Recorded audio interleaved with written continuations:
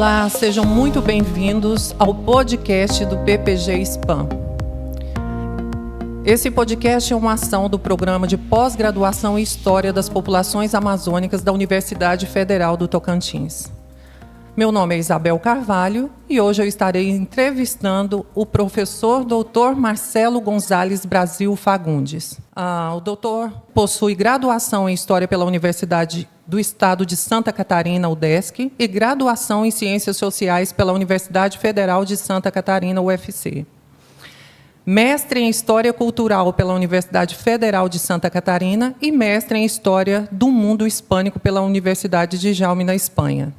Trabalhou na Fundação Nacional do Índio, FUNAI, atuando junto ao povo indígena Apinagé, no Tocantins. Doutor em História pelo Programa de Pós-Graduação em História da Universidade Federal de Santa Catarina, na linha de pesquisa de História Indígena, Etnohistória e Arqueologia. Atualmente é professor do curso de História na Universidade Federal do Tocantins, UFT, e desenvolveu trabalhos abordando os seguintes temas: viajantes estrangeiros do Brasil, política e literatura latino-americana, história cultural e história indígena. E também é autor do livro Fragmentos de uma História Pani, que recebeu menção honrosa da CAPES e foi publicado no ano passado. Não é isso, professor? Seja muito bem-vindo.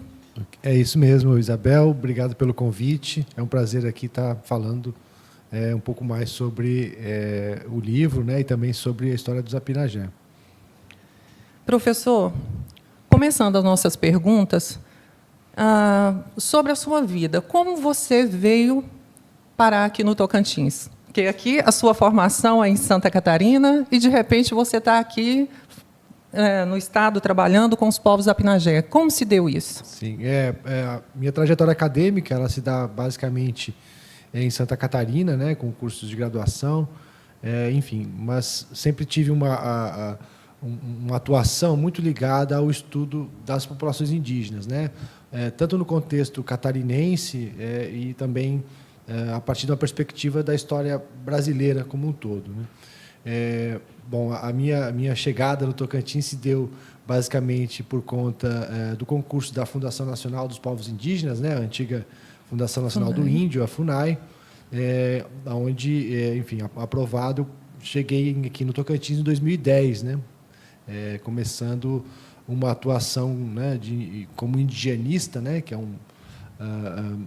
uma ação para aplicação de políticas públicas do Estado junto às populações indígenas. E inicialmente fiquei em Palmas por um período curto de tempo e depois fui deslocado para Tocantinópolis, onde trabalhei durante 5 anos com a população Apinagé, com o povo Apinagé. E o senhor que escolheu trabalhar com os povos Apinagé ou foi uma designação já da função? Foi circunstâncias da atuação junto à coordenação regional da FUNAI em Palmas. E, enfim, né, a necessidade, a demanda que o órgão indigenista tinha de um servidor na localidade, né? Isso me levou a iniciar essa atuação junto com os Apinagé. E como foi o primeiro contato com esse povo? A primeira vista que o senhor teve, qual foi, ao olhar, o primeiro contato, como foi? Eu praticamente tinha tido contato apenas com as populações Guarani, no sul do país, Xocleng, conheci inicialmente por conta da carreira acadêmica, e no Tocantins, né, basicamente, a primeira população, o primeiro povo que eu tive contato foi os Apinagé e os Craô, né? Bom, a gente, né, foi dentro de uma ação da própria Fundação Nacional do Índio, mas, enfim, tentando fazer um mapeamento para a construção de um projeto, né, para a aplicação dessas políticas públicas, né. Enfim, um contato bastante superficial inicialmente, né, mas que, a partir dos anos de trabalho direto com a população Apinagé, a gente acaba adquirindo, né, enfim, um conhecimento um pouco mais aprofundado, né. Mas, inicialmente, foi um contato bem superficial, assim, sem muito aprofundamento, digamos assim. E nesse contato com esse povo, professor, quais foram as principais características assim que o senhor olhou e já que era determinante nesse povo?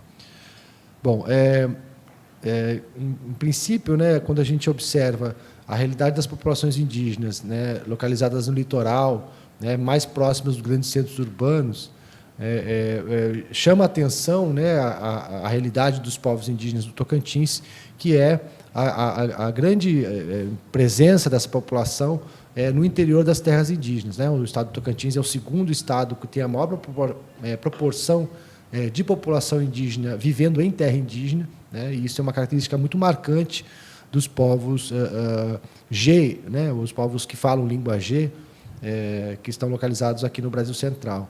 Então, isso acho que é uma característica que se distinguia bastante da realidade indígena que eu conhecia anteriormente, que é essa vivência, né, muito mais profunda na aldeia, né, digamos assim. Convivendo com os apinagés como funcionário da FUNAI, quais as questões sobre terras, como o senhor falou há pouco, quais as questões sobre a terra, divisão de terra, que esse povo passou e ainda passa, no contexto histórico e ainda hoje? Sim. Primeiro, né, pontuar um pouco que a questão territorial, né, talvez um dos principais problemas que os povos indígenas enfrentam, né, na realidade brasileira. E não é diferente com o povo apinagé, né? O povo apinagé vive em um território demarcado, homologado, a partir da década de 90. Né? O processo de demarcação acontece em 85, mas a homologação só em 90. Mas é um território que foi delimitado, né, pelo processo de regularização fundiária, mas que compõe apenas uma pequena parte daquilo que foi o território ancestral, digamos, desse povo, né, que ocupava uma área, pelo menos no que a documentação consegue demonstrar, que ocupava uma área de toda a região do Bico do Papagaio. Deixa eu ver se eu entendi, professor. Existia uma área que era desse povo. E aí teve uma divisão dessa área. E eles acabaram ficando com uma parte menor do que pertencia antigamente, é isso? O que a gente precisa distinguir é que existe uma noção de territorialidade indígena que é diferente dessa definição de limites territoriais imposto pelo Estado brasileiro. Né? A territorialidade indígena não se dá por fronteiras definidas, né? Mas ela é exercida a partir da relação que esse povo estabelece com o ambiente, né? Com a mobilidade que esse povo estabelece, né? No caso dos apinagé, possuía uma mobilidade muito mais além, né, do que simplesmente a região do Bico do Papagaio, né? Mas é importante definir que, a partir do momento em que eles aparecem de maneira mais evidente na documentação histórica, eles ocupam uma região, né? As suas aldeias estão localizadas em uma região muito mais ampla das que hoje estão localizadas, né? E, novamente, reforçando a ideia de que a territorialidade desse grupo ela é exercida numa área muito mais ampla, né? Obviamente que o processo de ocupação não indígena da região vai levar a uma restrição territorial desses grupos, né? A mortandade por conta das epidemias, e isso vai levar eles, obviamente, a uma redução desta territorialidade, né? Dessa área de utilização territorial. Então, é só na década de 1970 que se iniciam os processos de demarcação, né, e que vão se definir limites territoriais, territoriais definidos, né, pela regulamentação nacional, né, que define o processo de demarcação de terras. Então, existe essa questão que envolve essa diferença, né, entre o que é a territorialidade indígena e aquilo que é o processo de definição de limites feitos pelo Estado, né? Hoje eles buscam ainda essa ampliação do território apinagé. Os próprios apinagé buscam essa ampliação do território, né? Se eu não me engano, na pesquisa que eu fiz, são 143 hectares e eles buscam, não sei se é mais 5, que tem um contexto religioso, né, de um local que é ancestral para eles, que tem um significado religioso. O que existe nessa área hoje, desse local?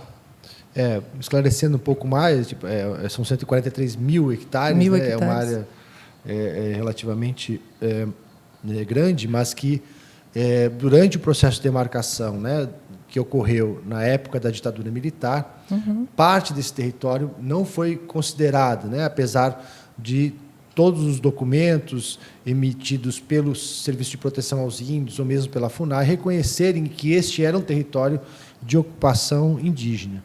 né? Na década de 70 vai ter a abertura da rodovia Transamazônica, né? Que vai passar muito próximo da aldeia mais populosa do Zapinagé, né? Corta o território tradicional ao meio, basicamente, né?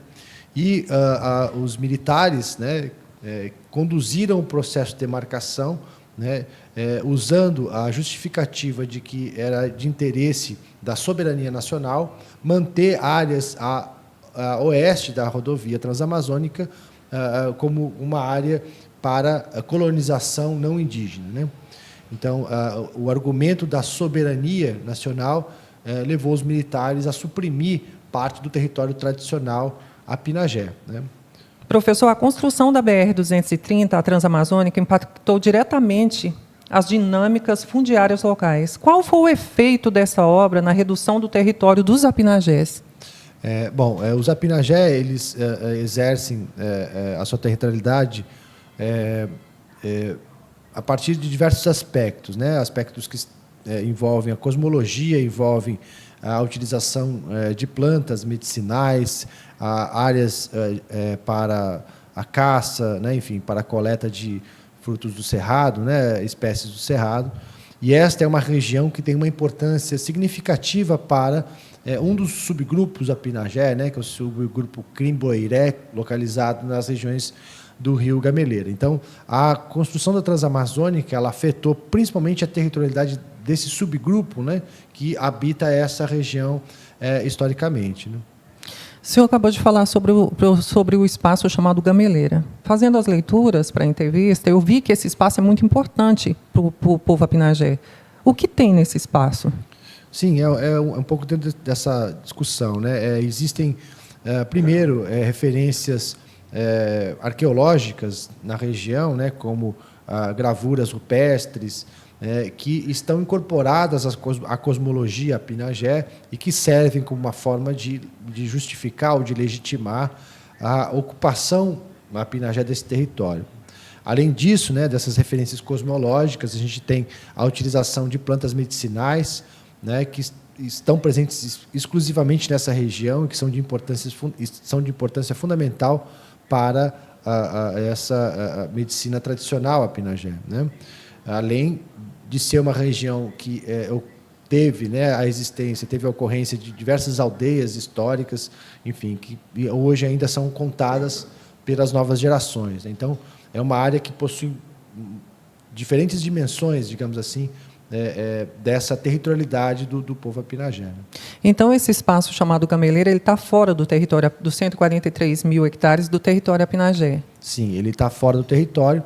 Assim que a terra foi demarcada, em 1985, né, os Apinagé entraram com reivindicações junto à Fundação Nacional dos Povos Indígenas, reivindicando uma revisão dessa demarcação, uma vez que as áreas do Gameleira não foram incluídas, né? E esse é um processo que se estende desde 85 e até hoje está inconcluso, né? A Fundação Nacional dos Povos Indígenas possui um que a gente chama de GT, um grupo de trabalho aberto, né, para fazer esse estudo de revisão dos limites, né? Mas por conta das pressões das oligarquias locais, por conta de todos, né, a conjuntura das demandas territoriais indígenas no presente, esse processo não teve continuidade, né?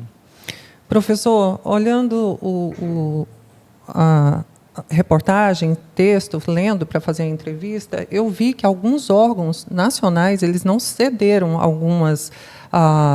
não deram autorização para que usassem parte ou próximo às terras apinagés, né, que fosse usado, mas que órgãos locais eles deram autorização. Como o senhor enxerga isso? Bom, isso primeiro parte de uma incompreensão com relação à legislação nacional, né, regulamentada pela Constituição de 1988, né, e também por portarias internas que regulamentam o usufruto exclusivo de terras indígenas. Então, para a Fundação Nacional do Índio, né, aplicando o artigo 231 da Constituição de 88, as terras indígenas elas são de usufruto exclusivo dos povos indígenas. Quando se tratam de terras em processo de demarcação, não demarcadas, né, cabe à Fundação Nacional a FUNAI, tratar essas terras como se fossem terras indígenas, né? E, portanto, exerceu o poder de fiscalização, controle dentro desse território. Acontece que esta compreensão, esta prática, né, não está muito bem sedimentada na atuação desses órgãos, como o Naturatins, né, que é um órgão ambiental estadual, ou mesmo o IBAMA, de buscar, digamos, a anuência dos povos envolvidos na emissão dessas licenças, né, licenças para empreendimentos agropecuários, né, como a pecuária, como o eucalipto, enfim, né, uma série de empreendimentos que são realizados nessas regiões, né. Então, no caso, houve, né, a emissão de uma série de autorizações para uso florestal nessas áreas reivindicadas pelos Apinagé, e isto foi gerador de uma série de conflitos, né, no passado recente e muito atualmente, inclusive, né. E como está essa situação hoje em Tocantinópolis? Né? Como os Apinagés estão passando por esses desafios, com a relação deles com a sociedade, com os fazendeiros, né? que estão ali perto das terras Apinagés, como está a situação hoje nesse local? Bom, se a gente for pegar um histórico dos últimos 20 anos, a gente vai perceber que os Apinagé estão constantemente reforçando, né, a demanda pela ampliação do território, pela revisão dos limites estabelecidos na demarcação 85. Né? Então, eles realizam, né, ações de vigilância indígena que serve para, né, enfim, evitar que esse meio ambiente seja degradado, e isto é também realizado nessas áreas de, digamos, de uso tradicional antigo, mas que não estão dentro da demarcação.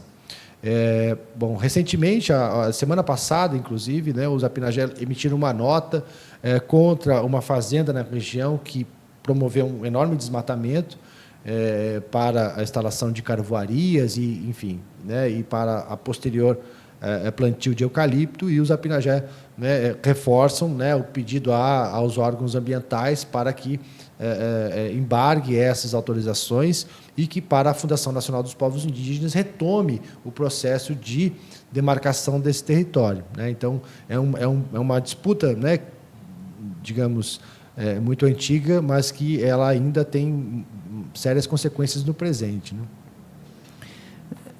Professor, nas suas considerações, o senhor acha que hoje, né, nós temos na história conflitos dos Apinagés com a sociedade local? Né? E tem um texto que diz que os próprios fazendeiros incitam a sociedade contra os indígenas. Né? Tem a história do indígena Valdemar, que há 20 e 30 anos atrás ele foi assassinado. O senhor acha que hoje, na situação que está dessa demarcação de terras, depois de 2020, que saiu essa liminar, o senhor acha que pode haver conflitos, derramamento de sangue nesse local ainda?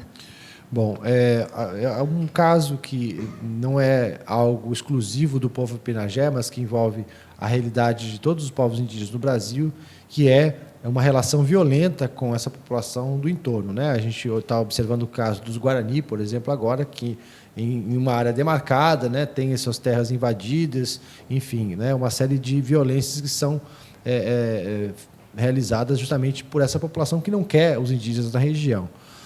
No caso específico do Apinagé, tanto historicamente, num passado, né, mais antigo, mas a partir também do próprio processo de demarcação, a violência sempre foi algo muito cotidiano. Né? Então, o processo de demarcação Apinagé ele é um processo extremamente violento, né?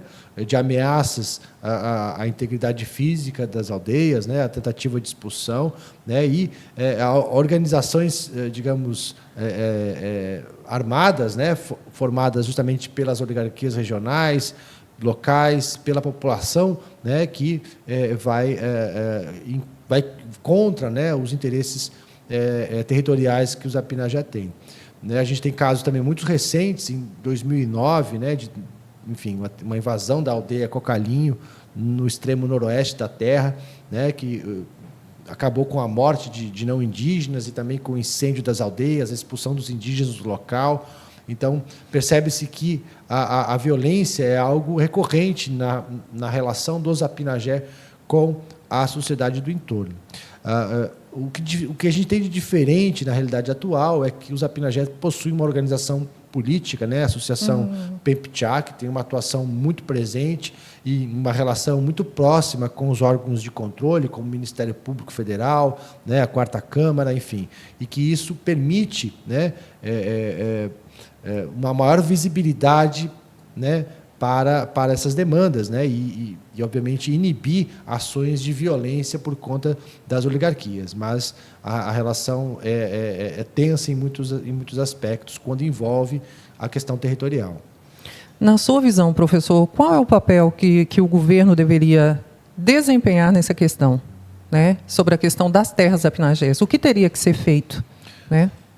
Bom, a primeira questão que envolve a rápida definição da demarcação desse território que foi excluído do processo inicial de demarcação. A Constituição de 1988 previa, né, no seu artigo 231, que os territórios indígenas deveriam ter sido demarcados num período de 5 anos. Né? Então, isso terminou em 1993. Né? Então, todo esse período, né, em que o Estado, né, como um todo, não atua para a garantia territorial, né, dos povos indígenas, né, isto é um processo que gera cada vez mais violência. Né? Então, o que a gente vê no Tocantins é também um pouco o que a gente vê no Mato Grosso do Sul e em outras regiões do Brasil. Então, a primeira ação efetiva do governo seria, obviamente, o reconhecimento, né, do direito originário sobre as terras, né, tradicionalmente se ocupam, que é conforme o que está no texto da Constituição, e que, enfim, ou seja, o Estado precisa garantir a integridade dessas terras, né, a integridade das terras apinagé. Se teve uma liminar de 2020, por que essas terras, o senhor acha que ainda estão ocupadas? Que não foram retiradas as pessoas que estão nessa terra? São fazendeiros que estão nessa terra? Bom, é preciso fazer um levantamento fundiário atual, né, para entender como está a situação fundiária dessa terra, mas o que se tem é que esse território é basicamente ocupado por grandes fazendas, né, não são pequenos poceiros, né, os poceiros que estavam no interior da terra Apinagé na demarcação em 85, eles foram retirados, né, os que são ocupantes de boa-fé, como a gente fala, né, receberam suas indenizações. Né? Então, a questão é que as terras do Gameleira, né, que são essas terras que são reivindicadas, elas têm uma pequena proporção de fazendas, né, mas, obviamente, que envolve interesses de pessoas com maior poder de pressão política. Né? Então, isso dificulta, né, o andamento desse processo. Bom, professor, e na sua visão, como professor indigenista, um ex-funcionário da FUNAI, né, como o senhor olha para esse povo e essa questão da terra? Como o senhor qual o olhar do senhor para o povo apinagé e para essa questão de demarcação da terra? Eu acho que cabe considerar, né? Eu falei algumas vezes a respeito do artigo 231 da Constituição Federal, né, que garante um direito originário dos povos indígenas às suas terras. Esta concepção ela é qualificada, ela é compreendida como a teoria do indigenato, ou seja, a ideia de que a ocupação indígena do território ela precede a própria existência do Estado Nacional Brasileiro. Portanto, isto é um direito originário, né? E que cabe ao Estado não apenas o reconhecimento dessa área como território indígena. E, enfim, acredito que boa parte dos problemas que os povos indígenas do Brasil enfrentam hoje decorrem justamente da insegurança territorial, da não demarcação dessas terras. Né? Como eu já mencionei, o Estado brasileiro tinha um período de 5 anos para fazer esse processo e não o fez. Né? Então, isso é um gerador de violência, né, para muitos povos que vivem essa insegurança territorial. Né? A gente sabe que existe no Brasil, né, um poder de uma oligarquia rural, né, que se estabeleceu historicamente no Brasil a partir de grandes latifúndios, ocupando áreas de populações ribeirinhas tradicionais, povos indígenas, né, e que o conflito, né, o esbulho territorial das populações indígenas foi sempre algo muito presente. Então, acredito, né, que a atuação do Estado para o reconhecimento e demarcação dessas terras indígenas é um primeiro passo, né, para a diminuição desses conflitos. Só para mim, voltando no tema, para mim entender um pouco, e para quem está assistindo entender também, essas terras, elas existem documentações, esses fazendeiros, eles têm documentações dessa terra. Foi cedida pelo governo ou não, ou é invasão, poceiros? Bom, no caso das duas fazendas, se eu não me engano, está aqui Gleba Santa Maria e a outra, elas têm documentação? Eu não conheço de maneira detalhada a situação fundiária, né? O que aparece no processo de regularização fundiária Pinagé, né? Enfim, são informações lacunares sobre isso, mas o que se sabe é que, ao ocorrer a abertura da rodovia transamazônica, né, o governo militar instituiu, né, um grupo de executivo de terras Araguaia-Tocantins, o famoso GETAT, que tinha justamente o objetivo de lotear essas áreas, né? Então, é preciso analisar com calma essa documentação fundiária para entender até que ponto, né, essas terras foram cedidas pelo próprio Estado brasileiro, né, como forma de ampliação da colonização. Mas me parece, né, pela experiência que eu tenho, de que esta é a realidade na terra indígena Pinagé, ou seja, essas terras a oeste foram cedidas pelo próprio Estado, né? É claro, existe todo um processo histórico, né, que se dá já desde meados do século XIX, primeira metade do século XX, que é um processo de expulsão realmente, né, de esbulho territorial, né, e violento, como eu já destaquei, né, por parte da população não indígena com relação aos Apinagé. Mas a gente tem que entender também que o Estado brasileiro, muitas vezes, foi responsável justamente pela criação desses conflitos, né?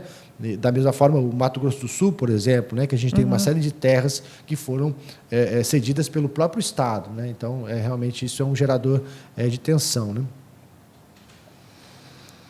Professor, muito obrigado. Eu agradeço imensamente pela oportunidade, né, de ter essa entrevista com o senhor, de dar o esclarecimento, de falar sobre essas questões dos povos Apinagé.